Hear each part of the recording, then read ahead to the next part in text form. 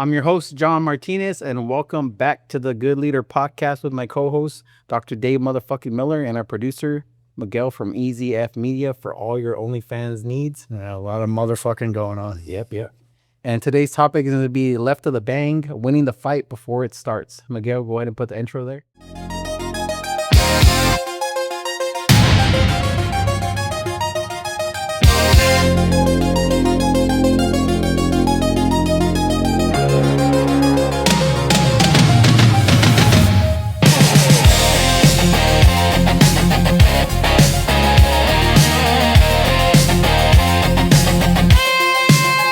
So the whole concept, the left of the bang, it actually comes from a book. I wanted to make sure I wrote down the author's names. It's Patrick Van Horn and Jason A. Riley. And this is a book. I read this book like a long time ago, probably, I don't know, 10 or 12 years ago. And it's some program, I believe it's called the Combat Hunter Program. And what it is basically learning how to recognize the signs of things that to understand like incidents before they happen. So it's like they talked about it that when they would go into like when they're deployed or something, go into a neighborhood and there were certain things that were normal, like, hey, everyone's, they're out and about walking around, nothing seems out of place. And then they would go there other times where all of a sudden the streets are a little barren, there's no kids and People shuttering windows. yeah, things like that, yeah. kind of like you would see in the movies, right? And where this kind of relates to, I don't know, you could probably speak to this too, Dave. It's like when I worked in the jails, right? Like when we would look at a section, and the section would have like the inmates or whatever in it, and usually for the most part people be like flopping around in their flip flops or their fucking whatever. Yeah. And then, but when there was gonna be a fight or something, everyone had on their shoes. I don't know, they're like their not their slippers, but like their shoes that look like Vans. And then they would have on all their stuff, their armor, essentially. You know what I mean? Right. And then they were just like looking. Like, I don't think they would notice that they would be looking at us, but sometimes the guys would be like looking up at the booth, like, Yeah. looking around. And the energy was just different. Like, we would know like something's gonna fucking happen. Like, something's going on because the energy, the vibe is different. Yeah. It's not just one person. There's a whole group of, you know what I mean? You could tell something's about to either like pop off or something's been said or there's some tension already in the thing. So the whole concept of the left in the bang is that whole concept of recognizing incidents before they happen. And I kind of thought about it when I was thinking about, okay, what's gonna be our topic for today? Because I was telling you about yesterday, with and nothing happened with it. It would just me kind of remembering, oh, this is how like I'm still glad that I still pay attention, because I was telling Dave that I was working out and it was later at night. I think you left like 10. It was like you left like 10 or something. Yeah. So Yeah, so I was working out and then I see some kid come up to the door and he doesn't touch the door or anything. He kind of turns around like he's gonna go back and get his key, which is not abnormal or anything. But the only thing that was kind of weird was just he had this like full hoodie on, everything. But a lot of the kids now, they come to the gym in their fucking pajamas, so it's not right. his outfit. And then he doesn't come back in. He just starts walking around, pacing back and forth, and then he takes off his shirt, and I could see him through the window. So I'm thinking like either this kid is like waiting for someone to like let him in, or he's retarded, one or the other. Something's going. now, if it wasn't at nighttime, man, I'll tell you, I've been here where it's like the windows. I mean, we got the tint on it to where it's like really reflective. Yeah. I don't know how many people have seen walk in front of the flexing- place, and they're like flexing at themselves in the mirror and stuff. It's like all doing their hair and all that sort of stuff.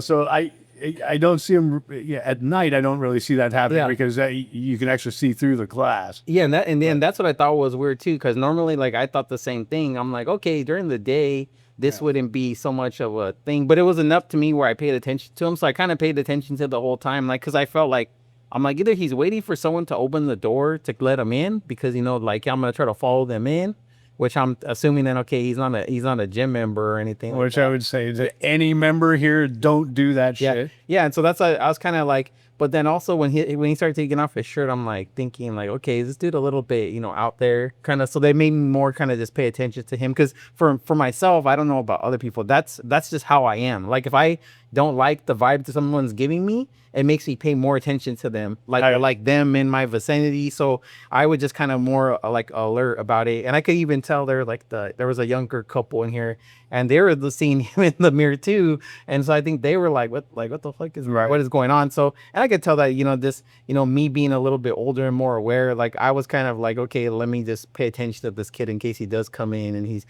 but it turned out to be nothing, but it made me think about, okay, I'm glad that I still pick up on these cues. And I always have been afraid of that. Like, I don't want to lose pain, like being able to pay attention to things when they don't feel right. And because that was always a big thing for me to like to me, I felt like that's a good skill to have. And I've never wanted to like lose touch with that, recognizing those signs. And see, if I was still here, I know, like, I probably would, yeah. knows, and I would have just had my eyes on him the whole time, because it's just the right kind of just out of the ordinary. Yeah. Even though, we got like a few like the crazy homeless, like around here, that just kind of do like weird shit sometimes. And that's just kind of one of those non-typical sort of things, and floating around outside the door. It's like, shoot a psycho officer. What are you think you're going to jump somebody or something like that? Yeah. And that's, and the only reason and what I kind of tell people sometimes and people, like, whether they have a mental illness or whatever it is, you don't underestimate what they're able to do. You know what I mean? I never did that. I've never gone up to anybody when I used to have to, engage with people and been like, well, this kid, don't take him serious, because that's complacency.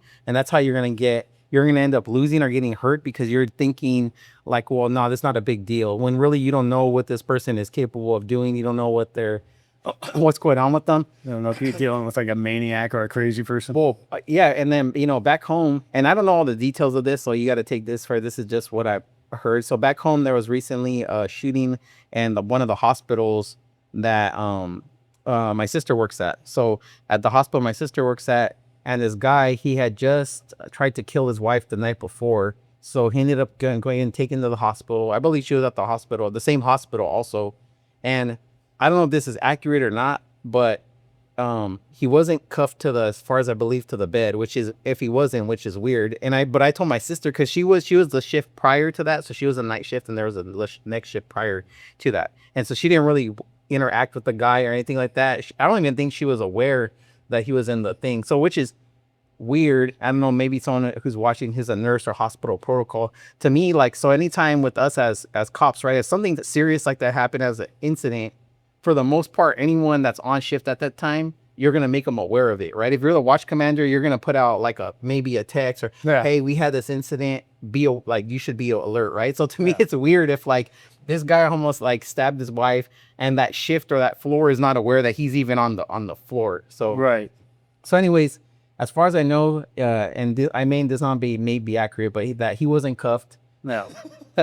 And I'm thinking how I think, and I guess from my experience, I can imagine someone saying, "Is that necessary?" You know what I mean? Is that not like caring more about his some feelings? bleeding heart nurse? Yeah, probably be more of a doctor. I would assume, maybe a nurse, but caring more about his feelings. So anyway, this guy, I guess, I think got a glass vial or something. I think attempted to cut his own neck, and then I tried to stab the deputy that was, I believe, I don't know if it was a deputy or officer outside of the door. I'm not sure.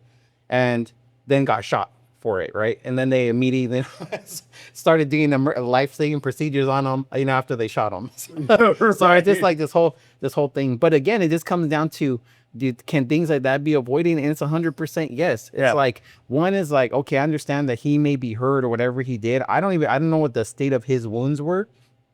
I'm guessing when he tried to stab someone, it could have been stuff like the knife slipped out of his hand. He cut his hand. Who knows, right? Yeah. But from what I know from, just the information that I got, that he was already being combative already. I think people were asking for, help in whatever, or saying that he was acting up, which, that makes sense.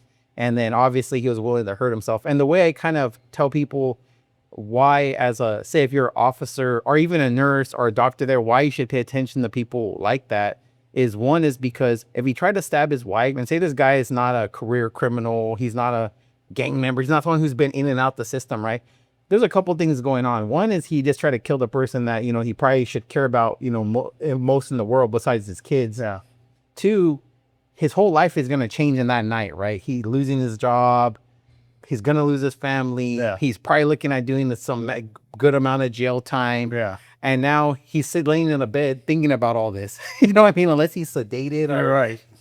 So so what's the most dangerous type of person, right? You have nothing to lose. You're probably regretting all your actions at that point, or maybe you're not regretting them. Maybe you're just regretting that you got caught at that point and why he probably tried to kill himself. So all those things, that's not at any point where you would think anyone with any type of, I would say leadership on that floor or in that should be like, yeah, let's take this guy lightly. Let's not, you know what I mean? And those are issues that can be avoided because he could have easily killed the nurse there. He could have killed, if he killed himself, whatever, that's on him. But if he killed the nurse there, killed the officer, all because of not taking these extra steps, that goes back to, again, just being complacent and assuming that, I think people think that sometimes and I get it, we want to have a sense of humanity, but there's sometimes where there's certain people you can be humane without putting yourself in a bad position either. You're not just going to give this guy like, hey, let's not cuff him to the bed. Let's not double check him for weapons. Let's not make sure that we have an officer in there when we need him, or hey, we don't, or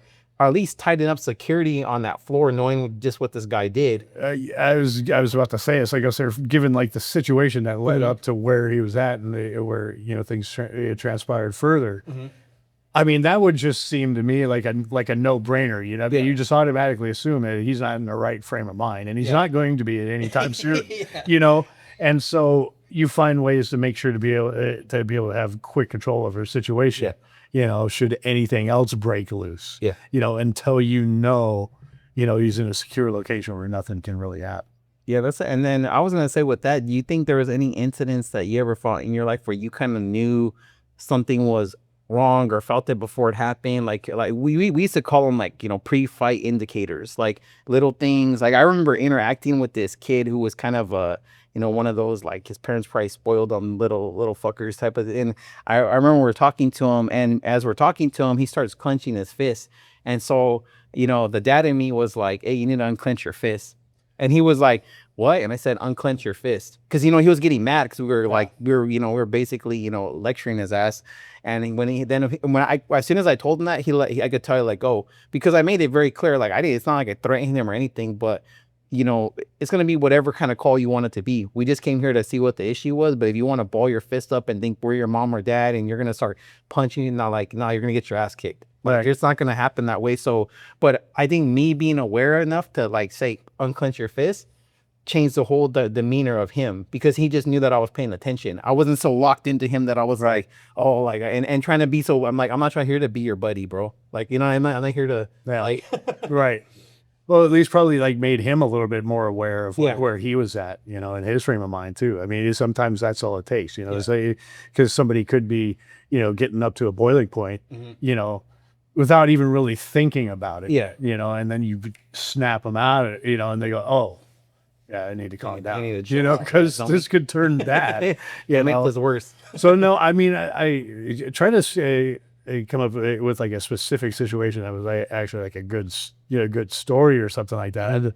This is rough, but no, I know there's been many times where it's like, you just start seeing behaviors change, or something goes left where you should have gone right, you just go, hey, I don't know about this, man. I'm gonna have to, try to secure the situation myself or something like that. But I don't know. I can think of like one time, man, when I was working for the state out here. I was working at the state hospital, and yeah, it was like I was showing up to work one morning, and I was going to where my office was, and it was like all of a sudden everything like out like in the parking lot got like immediately quiet, which it shouldn't be, because it's like everybody's like just everybody's coming into work, or they're leaving from like the previous shift and all that sort of stuff. And it was like, oh, sir, what? And then I start like hearing some noises out in the parking lot. It's just like abnormal people like shouting something. And next thing I know, I hear them shouting patient, and I'm like, what? So I go out there, and here's this guy fucking his khakis and stuff. He apparently got up on the roof of the fucking hospital. This guy's an SVP, which I found out later. What is that SVP? A sexually violent predator. Okay. So he was in the hospital at the time. He was being held awaiting his third trial for rape. Jeez. His third, they said 2 wasn't enough. They're like, no, he needs some therapy, and I'll fix him right up. Yeah, but so we're going to put him in a maximum security forensic hospital, which is basically a minimum security prison. you know. And so he ends up at one of the yards one morning. He ends up like climbing up the yard fence, and he had nobody paid attention to this whole situation all the way through because somehow he had like freaking magazines wrapped around his arm. So I was able to negotiate the razor wire on the top of the fence, get on the roof of the building, jump down in front of the executive director's office, start running through the parking lot, and it's just everybody's just standing around going, "Oh my God," you know. Who was that? And then I went like, I'm like, what are you people doing? And, you know, and I just started running after the guy. And so I started chasing him through the parking lot and all this, you know, he's winding through, you know, the different levels of the parking lot. We end up in this field going down there. And then, and I'm looking around like the whole time I'm like, sir, where is everybody? And what happened to like the hospital security? Where are these fucking people? I'm like the only one running after this guy. And we get to like part of like the property where it borders this like retirement trailer park. I'm like, oh, this is like the general public now, you know? And so there's this barbed wire fence between like the grounds and like this park. And he goes like down to the barbed wire fence. He grabs like one wire and the other wire and goes like this and tries to like step through it. Yeah. And right there, it's like, well, I got to do something now. Yeah. And so I go like sliding up and I grab his leg that's on the one side of the fence and I just like yank it. He gets all caught up like in the barbed wire and stuff. And I kind of like sit on him. Yeah. You know, and then it's like the next thing you know, then it comes this like pickup truck, this little like Isuzu, just like full of like the DPS officers and stuff like that, go bounding like through the hill and whatever. They all come piling out and like tackle both of us, you know. And I'm just like, yeah, that's it. And I'm like, get off me, man. Yeah. But I mean, it was just the first. But with that was the first thing I noticed was just like an eerie silence. Yeah, you know, it was like it was all of a sudden everything had stopped for a second, and I'm like, that's not right. Yeah. And I had to go back out and look, and then yeah, there's definitely, I don't know how to describe it other than like a tangible energy or shifting in the environment when something is going to happen. Like you can't, I think people that have been around like any kind of level of like violence or something happening can tell like something just doesn't feel right. I like that's one of the, like a lot of the core concepts from the book.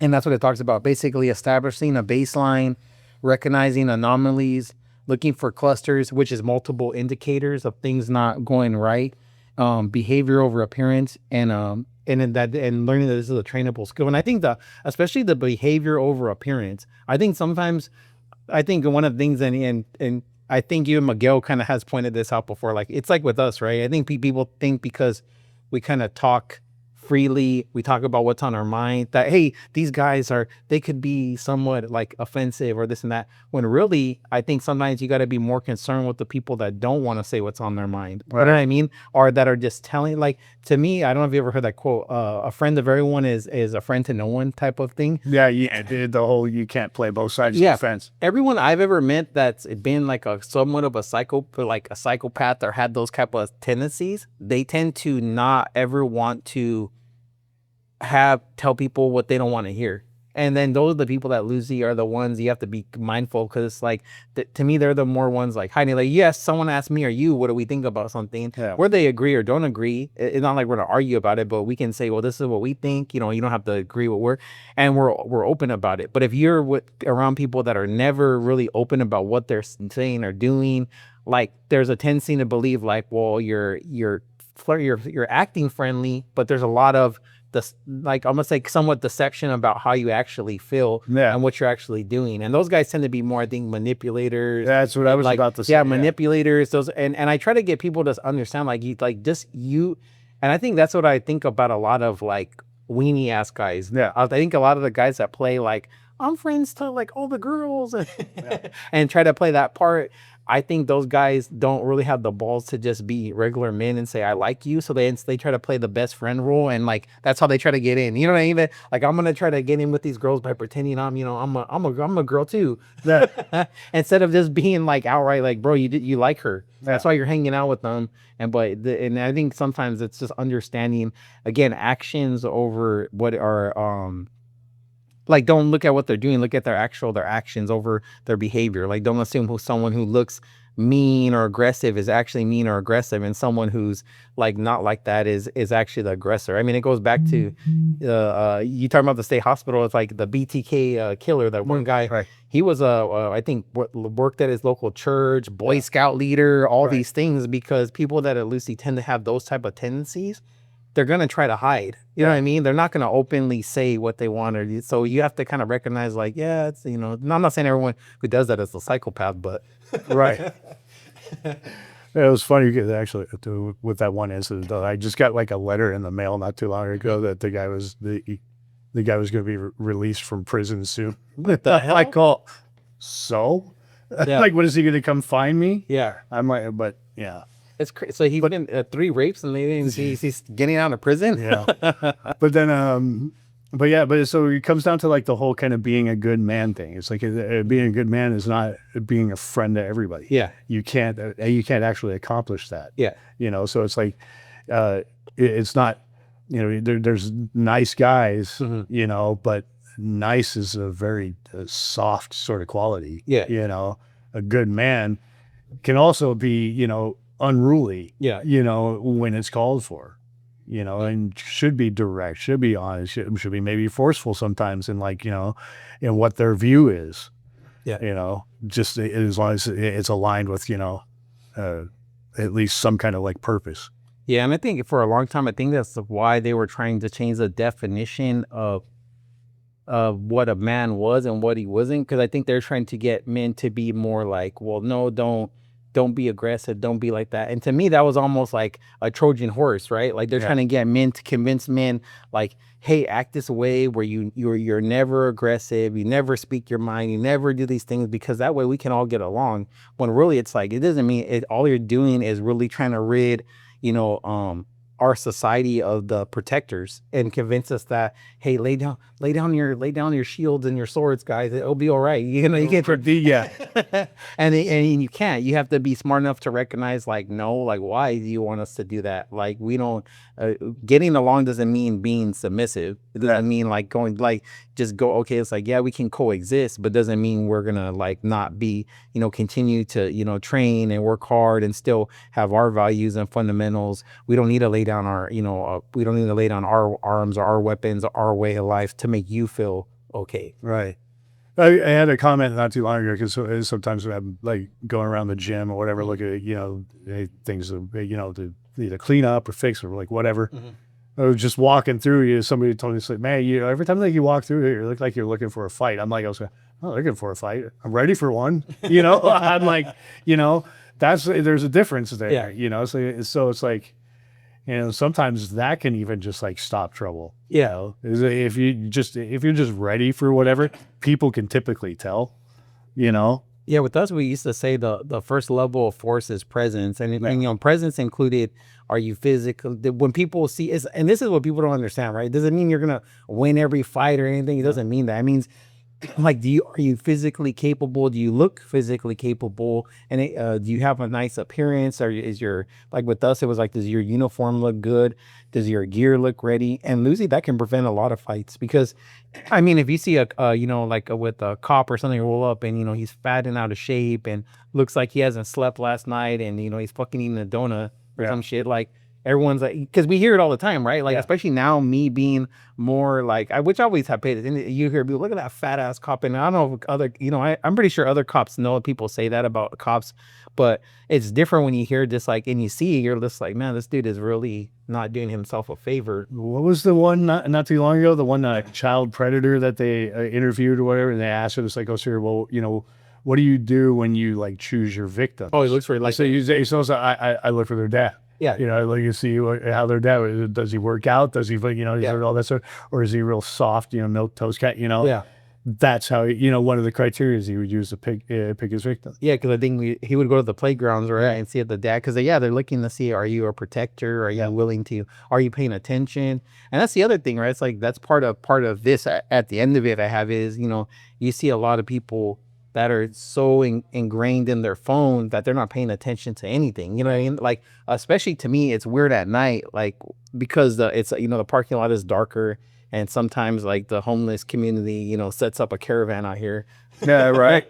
And when I see girls or guys coming, for them to not pay attention, especially, you know, for the girls, I'm not saying that guys are can't be any less victimized, but for the girls, right? Because I just think about my daughters, it's like, pay attention. Like, when you're walking to your car, have your keys ready. Don't be looking at your phone. Take your headphones out. Like, have some situational awareness of what's going on around you, rather than, you know, scrolling through Instagram and seeing, you know, who liked your what is it? It's a bicep day and you're showing your ass, you know. Yeah, right. Yeah, yeah. Exactly.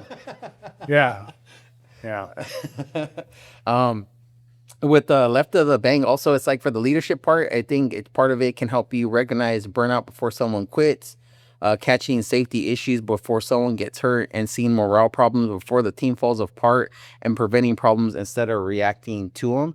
And lately I've been seeing that, you know, like, not at my job, but there's a guy that there's a guy that I know, and I one day when me and him were talking and kind of going back and forth about different things, I could see that from him, because I could tell he's a good dude, works a lot, but I could tell he's definitely seems like he's exploring his options about as far as where he's at. yeah. And I think, and that's coming from his schedule at work, right? And to me, I'm like, dang, I wonder if the people are working with him even recognize that this is like one of their best guys, Yeah. and he's not saying anything, but he's thinking about it. Right. You know what I mean? Yeah. Like, he's definitely thinking about, like, is there some better options for me? Yeah. Because you can't really, you know, like, and I'm like, but sometimes people don't pay attention, because I think people get so caught up in their fear of that they're not even looking around at the people that are, you know, working for them, or are working around them, and saying, damn, you know, like, is this dude happy? Where he's at? I think a part of it actually being, you know, successful in whatever endeavor you're trying to accomplish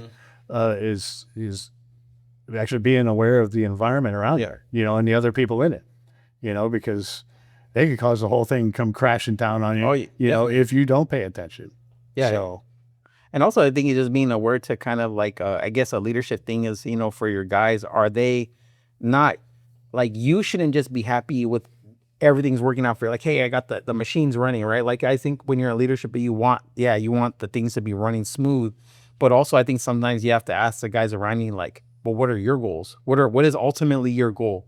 Because if you don't, and you're just thinking they're gonna always be the cog in, like, your machine, and then sometimes they're not gonna be, you know what I mean? And soon, and I think that sometimes can turn to not resentment. I mean, sometimes it can, but sometimes it could turn to where, hey, I've been the good soldier, but what am I getting? You know what I mean? And I think that's where you have to be honest with people. If you can't offer them anything more, like, hey, bro, I can't offer you more. I'm not capable of doing, I don't have anything to offer you more. So if you take something, you can't be mad at them. Or if you can, then you have to be aware, like, hey, you know, like, right. to kind of do that for them. I think that's like a hard part with is recognizing that, and people, you know. Yeah. And you know, it also matters what your view on leadership is. Yeah. You know, because there's a lot of people who will get in a position of, you know, you could call it authority or something like that, and then they just turn into a boss. You know, they just sit there, you do that, you do that, you do that, you know, and then sit back and just sign off on shit.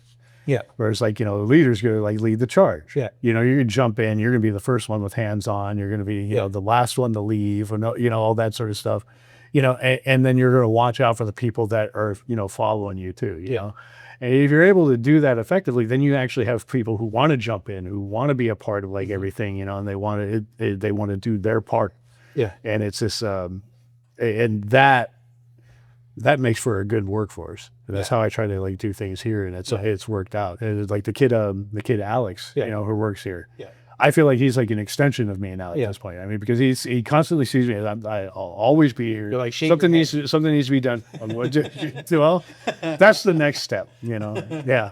Get your facial hair dialed in. Grow your beard out and shave your head. Yeah. But yeah, it's like, you know, I'm never like, you know, making everybody else do things first. It's like, I'll dive in, and it's like, I'll say, hey, you want to help me with this? You want to do something like that? You know, and then so it's like, they don't feel like, you know, they're just doing the dirty work.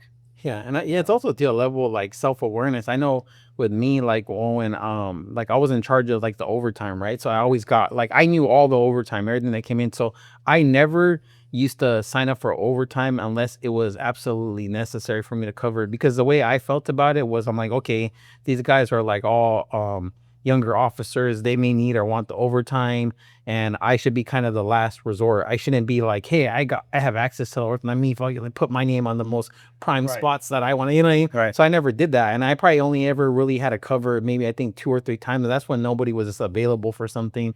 But I always was aware of that because I never wanted to. I kind of took it from the Band of Brothers. I don't know if you ever watched that show. Yeah. Where he says, you know, never take from your men, you know, that type of thing. And that's where I kind of took it from is like, yeah, it's like you don't want to take, you know, from them. Like it's like in the same way it was in the Army. And they used to teach us that was, you know, our NCOs would always eat last and we ate first and they ate last. And as you went up in the ranks, that was the understanding. It's like, hey, your guys eat first, you eat last, you make sure they're taken care of, and then you take care of yourself. Yeah. Type of. But like you said, that's like if you give some people a little bit of authority, sometimes they can become, like a boss more than a leader. Yeah. And I also think I think some people, it's easy for them to just get wrapped up in that position because now they're getting a bunch of stressors that they didn't have before and they can't see it anymore. You know what I mean? They can't see the same things that they maybe didn't like now, all of a sudden they're doing. Right. Right. Yeah. What does they say? The road to hell is paved with good intentions. Yeah. Right. Yeah. No, that's very true. But no, I like to make sure that my people are dealt with, you know, and that they got what they need first. I mean, that's why you eat this. Why you see that I'm like the only one who's been here all the time from the beginning. That's what me and my girl were just talking about because I said Dave's all like we were talking about the doing because they're gonna do Miguel's podcast. Like I said, you got to do it in the morning or at least. So Dave's always here. Yeah, I'm always here, man. Dave You know, I'm covering stuff for like people that they need it, you know, whatever. It's like, so yeah, you need some time or whatever. It's fine. Yeah, I got it. Yeah, you know, but that's the thing is I know that I can handle it. You know. Yeah. You know, so it's how you get into a leadership position. Yeah. You know how to handle things. Yeah. So yeah. That's good. That's good. And then for family, I think it's one of the things how this can help you is recognizing changes in your kids, changes in mood, new friend groups, isolation, anxiety, relationship warning signs, and addressing problems while they're still small. Yeah, the people that are hanging out with the 4th of July was one big warning sign. Oh, for real? The side of the part of the family is like it's like a diabetes convention. I thought you were gonna say they have like septum rings, like the nose rings. No, well, might as well, but I mean, yeah. That was like a diabetes. I swear to God. You know, when you like walk into like a room, you know, like you're the only one who works out. Yeah. You know, and it's like painfully obvious, you know, and then it's like, you know, to kind of like compensate, whatever, they all start talking about like, it's like all the salads they've eaten this week. And what else do you have this? Oh, well, I had this big old dessert with like Butterfingers crumble all over it. I was so sad. Oh man. Yeah. And you're following a diet plan, you know? So yeah. So I don't know why I'm not losing weight. And it's like, I could probably give you a few ideas. Where's that big ass hammer you have right there? Yeah. How often do you move? Not at all? Okay, good. Yeah, that's a different. I think that with stuff like that, I think sometimes when they see someone that works out and some people that aren't, sometimes it's like a low key reminder for them to work out. I think Ozempic came up like 6 times in Oh, different conversations and that fucking day. I was like, you really? Yes, that's where you're going to go with that? Like, come to the gym Just first. take a fucking walk. Yeah, I was like, come to the gym first. I can't take a walk. My feet hurt. My knees hurt. Yeah, that's... And then for work, it's reading customers, reading employees, recognizing conflict before it becomes an HR issue, and situation awareness with equipment and safety, and becoming the person who notices what everyone else misses. One of the things that my friend Torres, where he was talking about, because he's working down in San Diego, he's a canine handler down there. So he was telling me now with the young kids, what he notices when he walks into the station, a lot of them are on their phone, not paying attention. He's all, dude, someone could walk in here and basically shoot all you fuckers up and you wouldn't even know. Like, you wouldn't be able to react fast enough. Right. And that's different than me and him were talking about this yesterday before I came in. Because we used to sit there, talking, bullshitting, like guard mount and the time before, after guard mount, and the time before guard mount, when you're kind of sitting there bullshitting, talking, just talking about what's going to happen or what happened during the shift and all this stuff. And now it's turned into like, everyone is just now on their phones. They're in their own little bubble. You know what I mean? They're at their grinder apps. Oh, look at me. Yeah. Right. Yeah. But so it's kind of one of those things where we are kind of like this, like we laugh about it. We laugh about it, but it's not funny at the same time. You know what I mean? Yeah. It's kind of like, but he says the only thing with him is that he tries to get them to understand, like recognize like, hey, that's, not, you should be paying attention. You guys are just easy targets, and don't assume someone want to come here and shoot this shit up. Well, so there's aspects of that. I mean, it really comes to like experience, you know, it's like you're dealing with people, you know, and like situation where you do got people coming in and out and all that sort of stuff. Like say like a place here. I mean, you want to at least be somewhat like a social person. You want to have, you know, experience interacting with different people at different times, different levels, all that. Because what I like to do, anybody who comes in here, I like to try to meet them on their level. As they walk in the door, I mean, you can either tell somebody's had like great day, or it's like they just got off of work and oh my god, it fucking sucked, you know, all that, you know, and you just try to hit them at where they're at, like when you greet them and stuff like that. And as a result, I usually get like a lot of people to like stop and like tell me about their day, and then they're like, now I'm ready to go work out. Yeah, it's like a good energy. You know, meet people with a good energy, and helps them like recognize, hey, you're here to work out. You may like that's kind of half the battle sometimes, right? Like you're here already. You may not get the best workout because they're tired or having a shitty day, but at least you're here. Like we had this girl that was working here when they first opened up, and she was like a one person pep squad, and it pissed some people off. Because it's like they come through the door and she's like, "Hey, how you doing? Everything's great. God loves you." You know, and it's shit. And they're just like, "What in the hell, man?" It's like, I didn't want to be greeted by the Glee Club. Just be a normal person. You know. Yeah. So it was kind of awkward. They still work here? No, she's gone. I was good to say I haven't seen it. Is it Brandon? No, she left. She left within the first month after we opened. Oh, you're like fucking Brandon. But yeah, but it was. I don't know how many members is like. So what the hell is wrong with her? You know, it's like That's what people are like that. You know, they're a little bit extra. Sometimes they're generally like that. Like that's just their personality, and other times it's like they just may, you know, they don't have to tone it down yet. Right.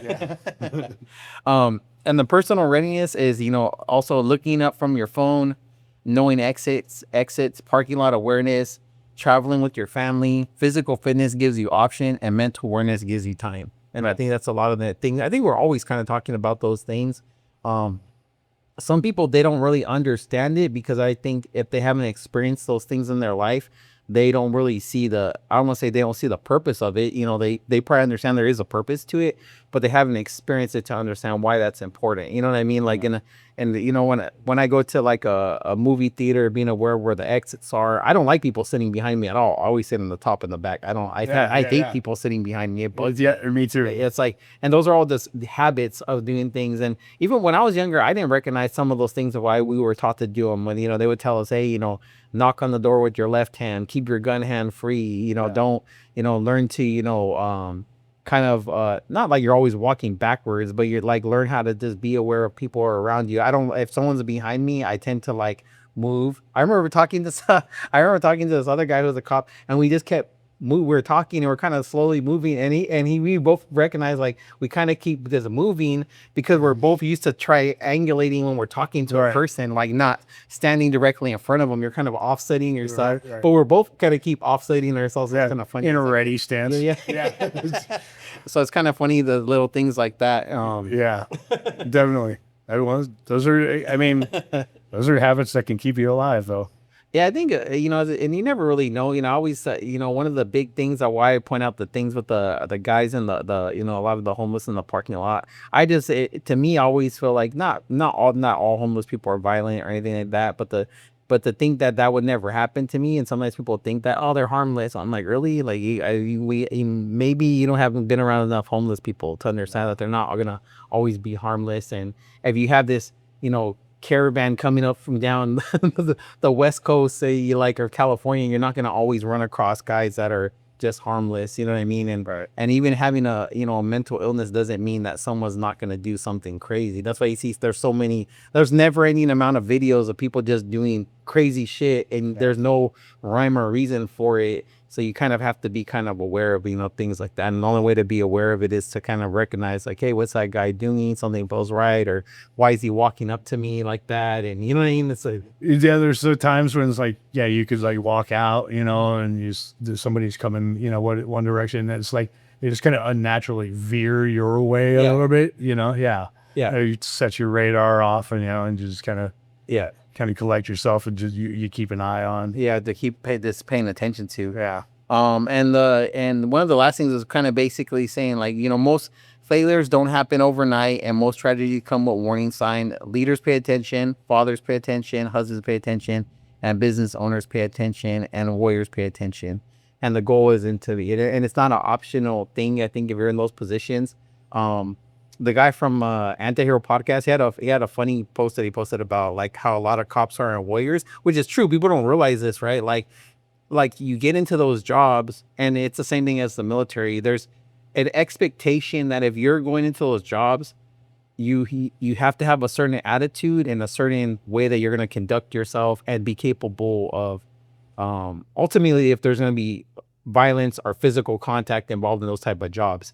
And so I was, when he said that, it's like, it's true, because a lot of people don't understand. It's like when you're a dad or you're the man of the house, you kind of have to be also in that same kind of ready state and understand, like, you're supposed to be like that. You know what I mean? You're supposed to be like, yeah, you want to be a loving dad. Yeah, you want to be a good husband. Yeah, you want to be a good boyfriend. But you're also supposed to be a protector, and you're also supposed to pay attention. You're also supposed to, try to avoid incidents if you can, or at least react good, or to them, or see something's coming, to be able to put your family in a good position. You know what I mean? Yeah. And if you can't, then that's something like, hey, I need to work on that. I need to maybe do better about this. Maybe I need to, like, learn about some things like that. And that's why I'm always like trying to learn. That's why that book, it's like I used to always recommend that book to guys that I would work with and say, hey, you should read this book. It's really good. It's just about these indicators. And I still remember them. It's been like like I said, 10, 12 years since I read that book, and I still remember a lot of that stuff. Right. Yeah. No, it does come down to just like really paying attention. I mean, just knowing the details of the things around you. Yep. Miguel, you have anything, Miguel? Have you ever had any incidents where you're like, damn, I should have seen that coming, or I didn't know that was going to happen, or wishing you were more? I feel like a lot of guys have had incidents where they're like, damn, I didn't see that happening. And after it happens, you kind of have like, oh shit moment. Like, I should have, like, why did I see that? Or, No, that usually happens to me when, like, I know, like, not I should have done something, but like when I deviate from what I usually do, and then I go like, why didn't I continue doing? It's like when you, I guess the only way I can say is like the easiest way to like not have to rely on gut feeling is having those set where you're already like ready to go and something like that. But as soon as you like deviate and you think back, like, man, I wasn't gut feeling. It's because my structure wasn't, my routine was off. yeah, something wrong.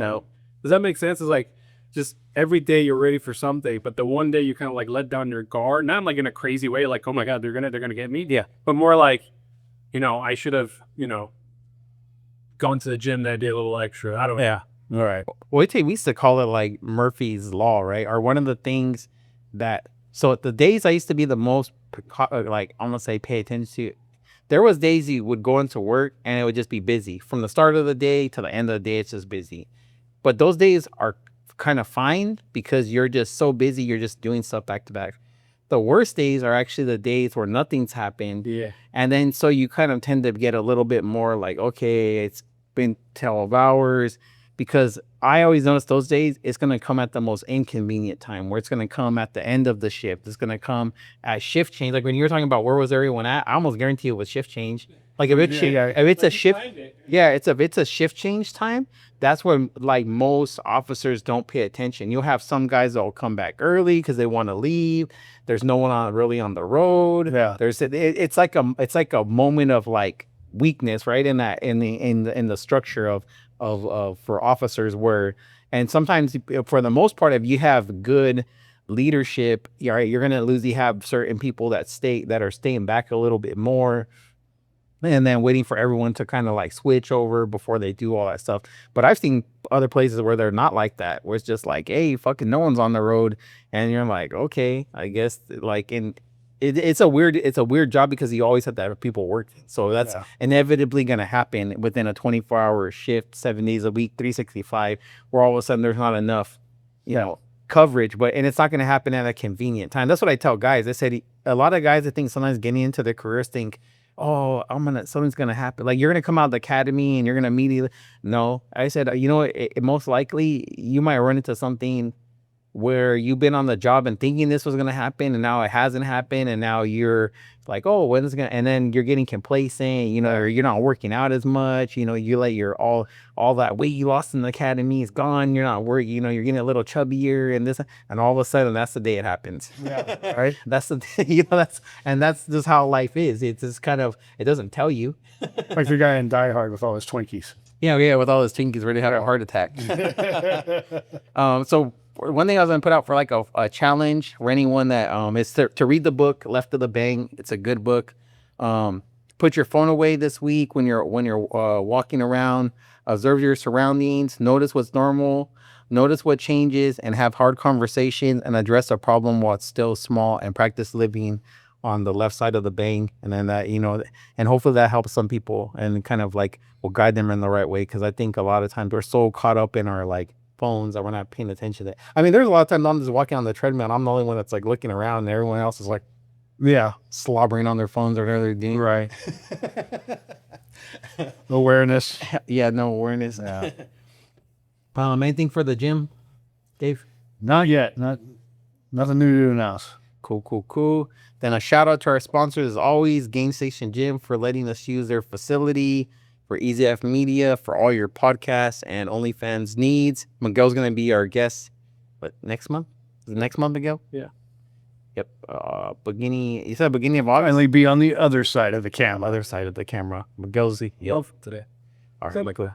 And then shout out to, support us at goodleader.shop, and like, comment, and subscribe. We are all on all major platforms, and yeah, let's do it. Stay dangerous. Absolutely.